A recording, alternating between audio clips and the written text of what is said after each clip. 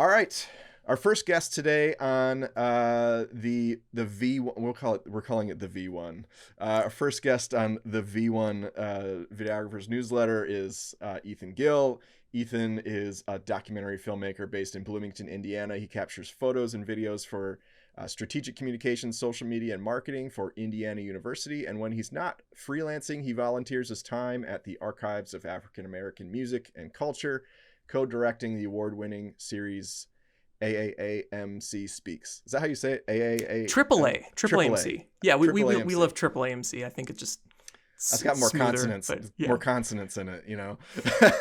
Dr. Cooper always jokes. You know, he's the ethnomusicologist who hosts the show, and he always jokes like, you know, the higher you get in Black music studies, the longer your acronym gets, and everything. So it's yeah, that's funny. So Triple AMC, this video series, and I connected with you. I saw a post from Nikki Sundstrom. And she tagged you in it, and I was like, oh, let me check this guy out.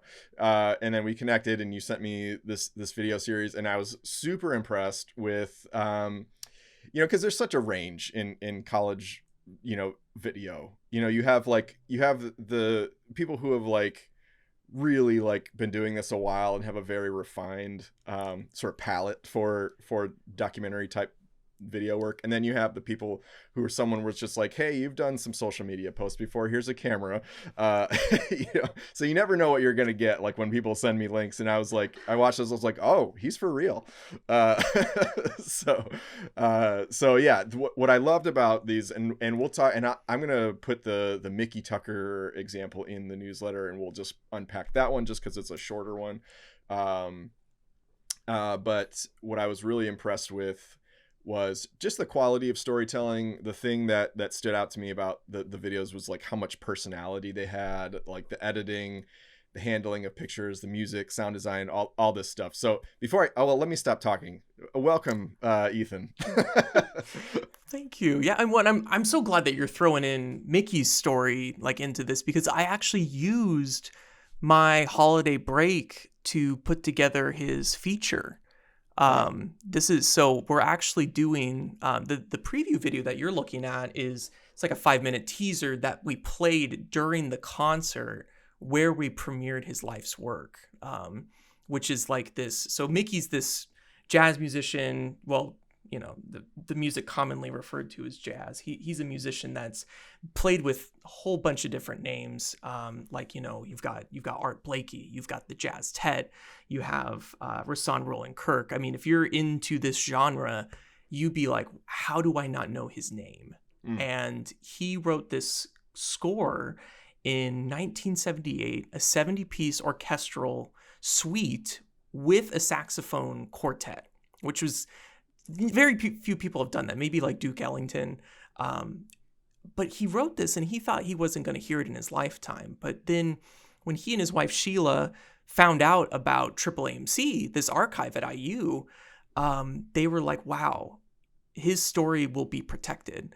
And at the very least, people can read the manuscript and see his handwriting of the score and that kind of thing.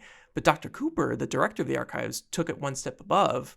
And he was like, no, we're gonna premiere this. And they sought out for a year and a half trying to get this score, finding a partner, and that kind of thing. And they did. And they found it with the local Bloomington Symphony Orchestra. And we premiered it in 2022. And so Mickey's feature is not just around his life, but also the B plot is the behind the scenes of getting the score performed. And why haven't we heard this piece in 40 years?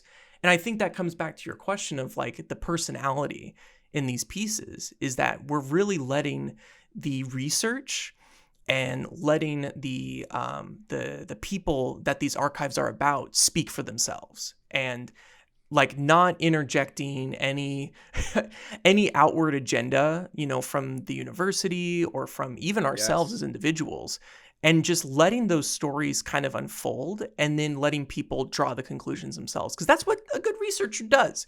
You compile and you put these things together, and then you look at it for what it is, and then you make a claim or make an argument from that. And so we wanted each of these episodes to have a consistent flow, because they're all part of one thing that's bigger than all of us, which is this archive, but also protecting these stories that have historically been not written down, or these stories that have historically been overlooked and kept Mm-hmm. only within close pockets of the Black music community. And so by letting these episodes be a part of a series, but also speak for themselves as individual and have their own kind of flow and mood and beat, they do what the tagline of Triple AMC is. They bring the collections alive, and that's something that I'm so thankful to be a part of, and I'm a better person because of it. And I can't believe what it's like getting to do this outside of what I already do with Indiana University. It's ridiculous, but yeah. Yeah, because that's probably like the dream of any video producer, director, is like, can I work on a story that where the school is not forcing its brand messaging into the story? You know, like, we're not working backwards from the brand, we're working around the story. And I think, like, looking at that, I could just tell that you had so much freedom to create and like do just follow the story. And what I notice about it too is like, that's kind of like the dream project is when something's actually happening, that you're following a journey. I find it tough to be like, sometimes in higher ed videos that I work on, you get a block of time with a student or alumni, or, you know, the person, and you got to get their entire story and value proposition and b-roll, everything filmed in this one little amount of time. And like, not everything cool is happening in that little, you know, 4-hour block of time. You know, so but like, when you're actually following something and just, you're just like, I'm going to show up at this time, I'm going to show up at that time, I'm going to show up, we need to capture this, so I'm just going to show up. Like, that's a dream. Absolutely. And I think something that people can pull from this is that just build trust with your quote unquote clients. And it's all pre-production is key. Fix it in pre. Like, it's For sure. The more you meet with them before you go out to your shoot, that trust is built, and that you're going to serve their story while also keeping in mind, you know, your strategic plans of the university at large. Where does this fit into that world? Well, it's actually very easy to find ways to fit this in. IU has this IU 2030 plan. It's 3 pillars. You've got student success, you have creative research or transformative research and creativity, and service to the state and beyond. Okay. Yeah, that's kind of sterile, having those 3 pillars, but apply it. You know, apply it. So student success, boom. We see these grad students being like, wow, I'm holding a gold record. I'm holding Midnight Star's gold record, you know, when they released 500,000 copies of No Parking on the Dance Floor. It's crazy. Boom, student success. They're learning about this industry. Create transformative research and creativity. Boom, we're learning about these lives, but we're also seeing, how does this affect the industry today? How can students be inspired to move when they get into the industry by what people have done before them? Boom, service to the state and beyond. The community that donates to this archive, they see themselves in an institution, and their stories are told, they're retold, and they're added to. They're not just sitting in a black hole. And so if you just think about those ways, okay, where is my researcher that I'm tasked with, you know, going to cover? Where do they fit into my larger plan? But where can they tell their story? And ask them the whys. Don't forget the human connection. And then you can add in animations. You know, we're in a visual place. Just add in the branding afterwards. Like, it's fine. For sure. Yeah. Yeah, I've done that. Like, I did a commercial for a college here in Michigan, and we did this whole thing, and we got into the V1 where it was like, man, there's not enough of the logo in there, or like the colors in there. So we actually like worked with an animator to like embed the logo into these scenes of the B-roll, and it was like, it looked real. I was like, oh man, I love that. Problem solved. Please send that. That's cool. Yeah. So tell me what your role was so as a documentary filmmaker, what was your role in, let's just say, Mickey's video? Because you had Teresa Hairston, which is a longer video, which I also watched a couple weeks ago, and I loved that because it's all about gospel. And funny thing is, like, one of my first projects I ever worked on, when I became a like an accidentally became a videographer, which is a whole nother story, but was Rance Allen, the Rance Allen group. He did a whole show here in Detroit, and it was like filmed and it was turned into like this DVD. And it was like one of the first projects I started working for my buddy as an editor, and he was like, here you go. And I learned about Rance Allen. I'm like, I actually really like this music. It's this gospel. So I learned that Rance Allen is like this famous gospel artist. Oh, you know, yeah. Yeah. you know, so I learned so much from Teresa's story, which I just loved, just like so much.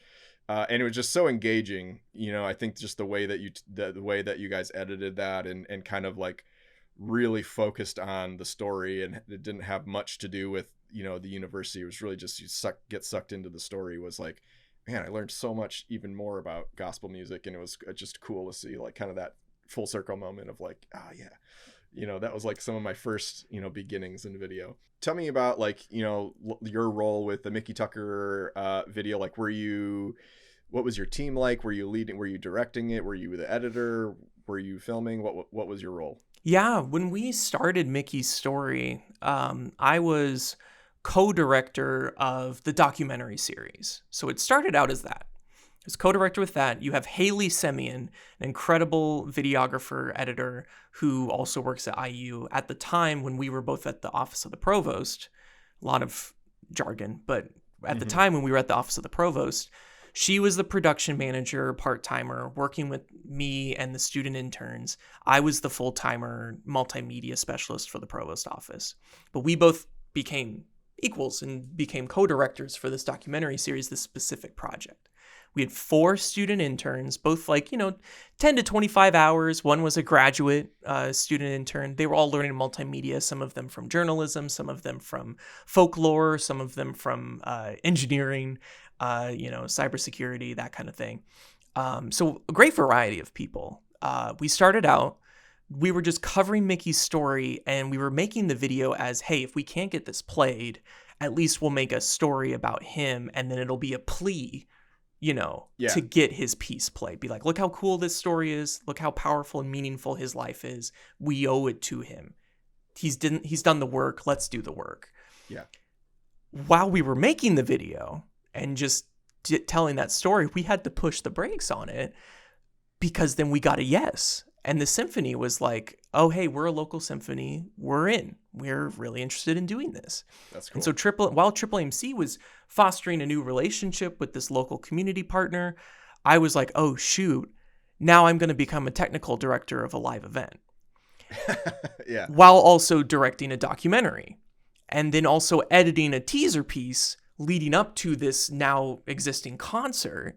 And so I was like simultaneously editing, co-directing this documentary teaser while making a full feature documentary, while planning a live concert, and then orchestrating that with Mickey, who is an 81-year-old amazing guy who is based in Australia, which is what, like a 14-hour time difference, I think, from us. Yeah. So that meant, oh gosh, he's too old to fly in. So now we have to do a virtual recording and broadcast of it, and also pipe him back in to the venue after the premiere of this performance, so that he could talk to the audience and be like, you know, do his, wow, this is, you know, his thank you speech. All of that was happening simultaneously. So I was doing technical directing and that kind of thing, literally wearing 2 headsets on the day of the premiere. One headset was with the technical guys who were doing the live stream, Dave in the back. He's like calling the 2 broadcast cameras that are connected to Zoom to Mickey so he can watch.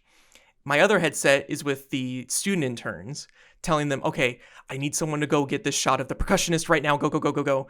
And like 2 headsets, and I'd be like lifting them up and down, like turning one off, turning one on, because like the way that it worked, it's not a button, it's you like lift the thing to mute it. And it was like, so I was wearing 2 headsets at that same time.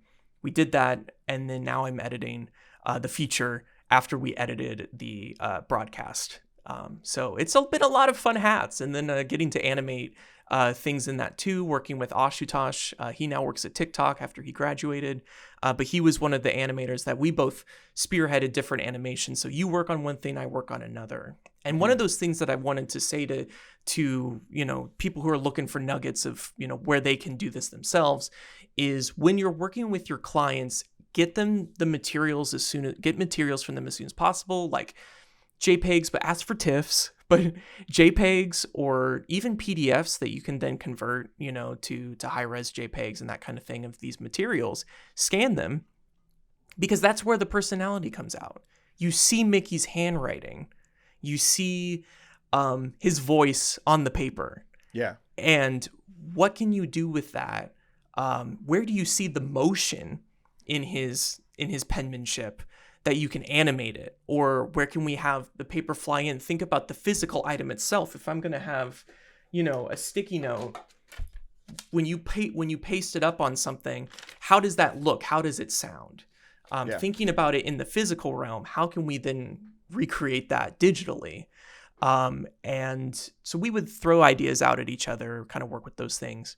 And if people are looking for like quick turnaround stuff, we started to get to know Adobe Express, which was released during post-production of this. That really helped with removing backgrounds and making transparent PNGs of specific items that we wanted, and then putting the raw scan under it, like of the full piece, so that we could animate individual items. But yeah, that's cool. I love that. I mean, I do a little bit of After Effects stuff, but I definitely I had one project last year where it was like it was like this, it was a web intro, like kind of web loop thing for a theology school in Grand Rapids, Michigan, and we had to animate. It was like this cool shot of a Bible or whatever, and then animate this like ribbon that comes down and the text is coming out. I was like, I'm gonna do this myself because cash flow is a little bit of an issue right now, but B, I'm like,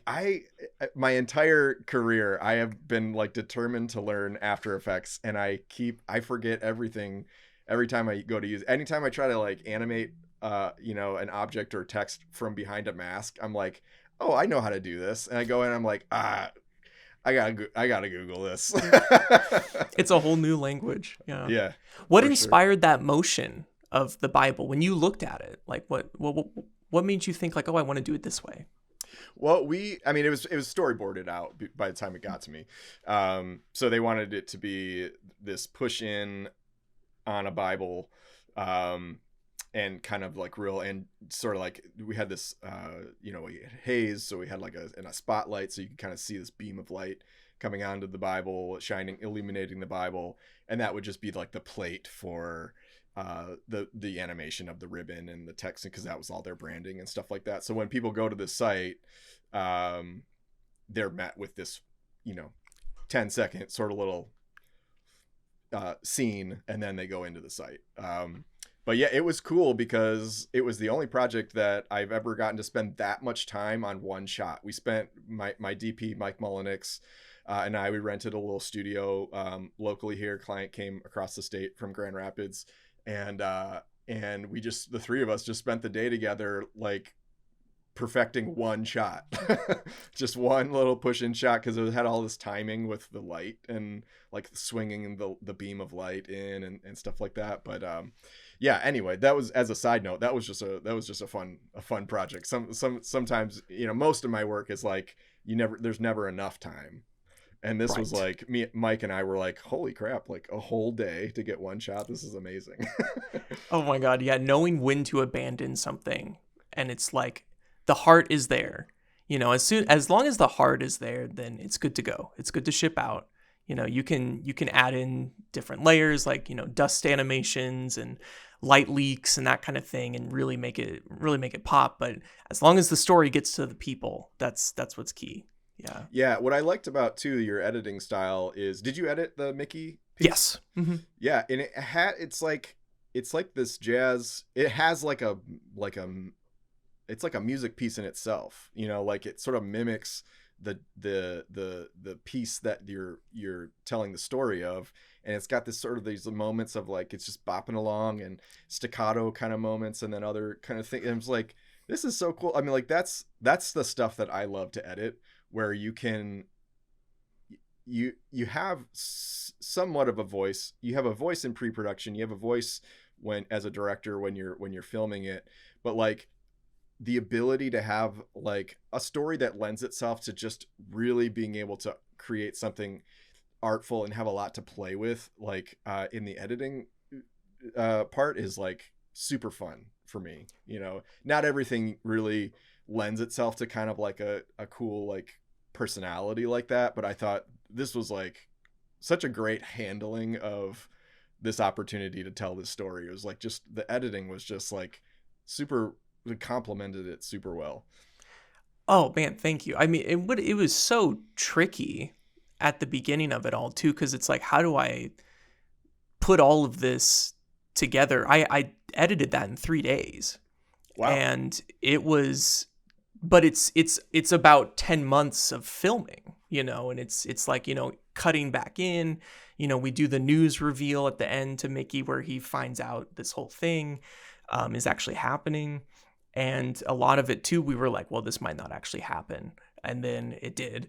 And then we were like, oh shoot, we got to make a trailer that plays during the concert. So I was like, okay, I have 3 days to do this. So Ashutosh would do an animation. I would do an animation. I would do the assembly cut of the whole story, just because I remembered I was at every shoot. So I just remembered things to go for. Yeah. In a more controlled world, you know, I'd make a transcript, pick out sound bites and that kind of thing. But I remembered aha moments, I call them, and I think a lot of people do aha moments where it's like, oh shit, this is like, You can swear on this. Okay. Right. But it was just like, this is it. This is who they are. This is Mickey's voice. And I think that flow of the music with it, I was so wrapped up and enamored by his music that I would listen to it every day. I would listen to it before I would sleep. I would listen to it trying to figure out and map out where the cameras are going to be for each moment. And I was like, this is just how I should edit the piece. Mm-hmm. It's just how the music goes and how he plays. He speaks through the keyboard. So that's what we need to do. And I think that, you know, with pieces that you might be working with in universities, like maybe it's a little bit more challenging to find like score or, you know, music for like someone who's working on medication research or, you know, neuroscience or something like that. But think about, well, listen to the neuroscientists talk about these things. What kind of emotions are you feeling with that? Do they have a hobby? Do they play music themselves? Like, you know, could you get film of them de-stressing after a long day researching, and could that be the score? And like thinking about, where is this music just checking a box, or is this really fitting the heart of what these people are accomplishing? For people listening or watching, I think one of the best takeaways from watching this series of videos from Ethan is the way they handle pictures and the way that they handle the incorporation of these Zoom interviews into, especially if you watch Teresa Hairston's one, because that's what we're talking about here in this question here, incorporating Zoom, you know, video interviews into what looks like a magazine, because she created this whole magazine. That's her story. She created this whole gospel magazine, which was like instrumental in the gospel music scene. But that's what, Ethan, that's like one thing that's always a struggle, I think, is like, what do we do with pictures? And I always get to that point in edits where I'm like, I've got these pictures, I put them in as placeholders. I'm like, I could do the little Ken Burns, you know, push in kind of thing. We could print them out and film them. That's typically my go-to, is like filming the pictures printed out. Yeah. Oh, what the heck? If you do thumbs up, it I guess it does. Okay. Whoa, look at that. Incorporate that into your documentaries. That's art. Oh my God. For It's just people just listening in the background, apparently on Riverside, if you do a thumbs up, it'll explode fireworks in the background. That's awesome. But yeah, filming pictures of the number. But you had so many interesting ways of handling pictures that I think were just like very true to the story that you were telling, and I think that's so important. It's very easy to just take pictures and go, okay, well, I'm just gonna do this scale up keyframe, and that's fine. But like finding ways to go a step beyond that and go like, think about the environment this picture lives in, and how is that helping tell the story? Because I always feel like if you have this really artfully cinematically shot video, and then you cut to a picture that's just on a black background and it's just moving a little, it looks like it looks like that was an afterthought to me, or like it was like an iMovie video or something, something like that. So like the pictures really, like, I thought you did a great job of handling that. And so for people watching, listening, definitely, if nothing else, just scrub through and just take cues on how they handle the visuals of these archived like pictures and assets and things like that, because it's really cool. So that was just a very simple thing of, we were going through the archives of Dr. Hairston's pieces, and she created Gospel Today magazine, and we were like, okay, let's make this feel like we're like interviewing inside the magazine. Let's be the interviewers of this magazine collection. And so we were like, let's make little collages like she did in the magazines, and we would put the little Zoom box in that. And that was a very simple thing. In like Photoshop, you take the best scans of each magazine, slice them together, make a multimedia kind of thing, and then put the Zoom video under that. So we can shift it around, make it look perfect and stuff. But also that helps with the presentation of, it was COVID when we were making it. So we couldn't fly out. Also, we couldn't afford it because we're a university, but we couldn't fly out to record with these people. So let's make the Zoom as cool as possible, And I think a lot of people can pull from this, from like Vox. You'll see that kind of work done. Beautiful borders. Really captures the essence of what the video is getting across, but in an aesthetically pleasing way. So I hope people get to play with that a little bit more. But now I think with Riverside, I'm going to be trying this out. Thank you for the tip, because this might change the game for future virtual interviews. For virtual interviews, it's the way to go. So what do you do?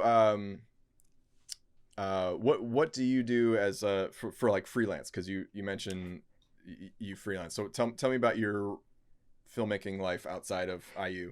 Yeah, I record concerts. That's like my favorite thing. I love following musicians and getting to kind of see the intricate work on stage. I've done commercials for like IU Credit Union. I was recently doing audio work for them. I was brought in by my mentor, Joe Throckmorton, and he's a filmmaker who lives here in Bloomington, but he does a lot of commercial work. I've done dance performances. I've volunteered. There's a queer artist in Indianapolis where my cousin, who's an editor, we both partnered, and that was a volunteer one. That was like, we were just like, this guy's story is great. He doesn't have a social media presence that we think he deserves, and so we kind of started throwing some stuff together for him. And then I also freelanced for what happened to be one of the connections with Mickey Tucker. It was I freelanced for Reggie Workman. He's a bassist who played for like John Coltrane, Art Blakey. He's been all over the place. But his videographer passed, and it was a Thursday night. Got a call, and he was going to be in Chicago. I'm in Bloomington. It's about a 4 or 5 hour drive. He's like, I'm going to be in Chicago on Saturday. Can you come help? And I was like, okay. And so I just threw 4 cameras in the car, drove up there, met him. It was my first time working with him, and knocked out a 4-camera concert by myself with the soundboard. It was great. I loved it. I loved running between shots and just solving problems on the fly. And then, photography, graduation photos, headshots. I did weddings. That I took a hiatus from weddings for a while, but I did 2 weddings last year that were beautiful. One was a theater performance wedding where they were theater kids, and the first act was the real ceremony, and the second act was a parody of weddings. It was beautiful. And then the second wedding video was 2 days. The first day was a Hindu traditional ceremony, and then the Saturday one was a, Western American ceremony. And that was Yeah. the hardest wedding video I've ever edited because, the assembly of wedding videos is kind of cut and dry. You Yeah. know the beats. But this one I was like, wait, I want to try and go Nolan with this and, Yeah. have intercutting plots. And so we would get a little bit further into day one and I cut to day two, get a little bit further in day two, cut to day one to show how unified they are. Yeah. And that it's all one big thing. They're not separate, they're together. And that was a lot of fun. So yeah, I don't like to do weddings just because of the turnaround, but I couldn't say no to these. These were so special. Yeah. Weddings are interesting, and I know they get a bad rap, but like I cut my teeth on weddings. I started, that's how I learned how to shoot was filming weddings. And so I worked for this company that we did a lot of like high end weddings. So we did a lot of Indian weddings, and oh my gosh, those are some of the most tiring weddings. Like a lot of times there's the 3 day. If the couple has a big budget, it's you're there for 3 days. We had a couple spend $30,000 to hire us to do this 3-day wedding. And it was really cool. It was like a little, I forget what they call it, the Mindu or something like that, Mindy or Mendi, where they like do the henna on the bride. That's like day one, and you have family over to the house or something. Day two was like essentially like the rehearsal dinner, and it was like this big 80s party bash, everybody dressed up in 80s, and we're like singing 80s karaoke songs in this like cool little bar, and then obviously the wedding day. But yeah, you learn so much from filming weddings, and that's really like what's made me the filmmaker that I am today, because I don't like, it's nice to have a lot of people playing different roles on set. But like, if what you started with was weddings, you're doing audio, you're managing 3 cameras, you're telling your assistant what to do, but then you're also like trying to work with the DJ. It'll be like, hey, they need to speak into this microphone. Like, don't give them this other microphone, and have them stand right here. It's like you become so everything. Yeah, you're everything. You're like Mr. or Inspector Gadget with all the. Right. And all in that moment, you can't forget their moment, right. And it's like, you have to just let the technical stuff, put all your knowledge into play and let it become second nature, because you have to focus on the performance. You have to focus on the moment. And it's it's fun, but man, I can't do weddings for now. If someone comes to me and is like, hey, come back, oh, fine. But yeah, my back can't handle it anymore. Right. Oh yeah. I've developed back injuries since my wedding days, and I don't think I could stand on my feet for that long. My longest day was 18 hours in one day. And I was like, oh my gosh, I was so exhausted. Yeah. Now, have you seen the Osmo Pocket camera, the DJI? Well, I've seen. I know when the Osmo came out, and it was, long time. It was like probably 2015 or something like that. Yeah. That was the version I saw. I haven't kept up with Osmo since then. Now that's going to change weddings. I foresee those helping a lot of backs out, and not like, it's crazy. Like I am very thankful to the era that I came into. I can't imagine doing weddings in the 90s. Oh my gosh. With the tape box and like the whole Betamax, like, just everything on your shoulder. Like, and oh man, forget it. I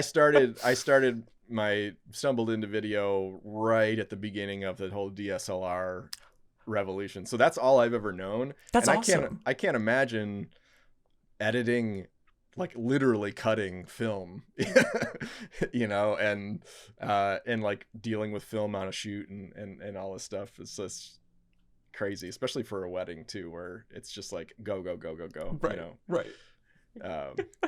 But anyway, man, this has been great. I said we were going to talk for like 10 or 15 minutes, and then we just got. Oh, we did. here. Oh, shoot. I'm so sorry. Oh my No, gosh. no need to apologize. I'm like, this is. Let's just keep talking. Like, Yeah.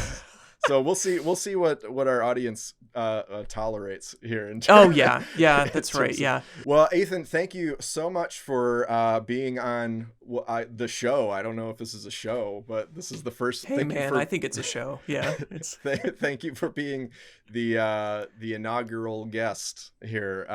So hopefully we'll hear from you more. And where can people connect with you at if they wanted to touch base with you? Yeah, totally. Yeah, I'm at Born to Gill, which is a Full Metal Jacket reference on Instagram. So you can find me there. It's more of my personal account than it is like a professional one.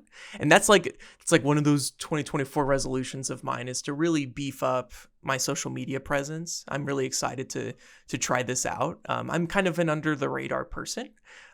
So I can't wait to try that out. But yeah, at Born to Gill, Instagram. And then you can find my work at the Indiana University Bloomington YouTube channel, where Triple AMC Speaks lives, and LinkedIn. Of course, I'm there too. But awesome, thanks.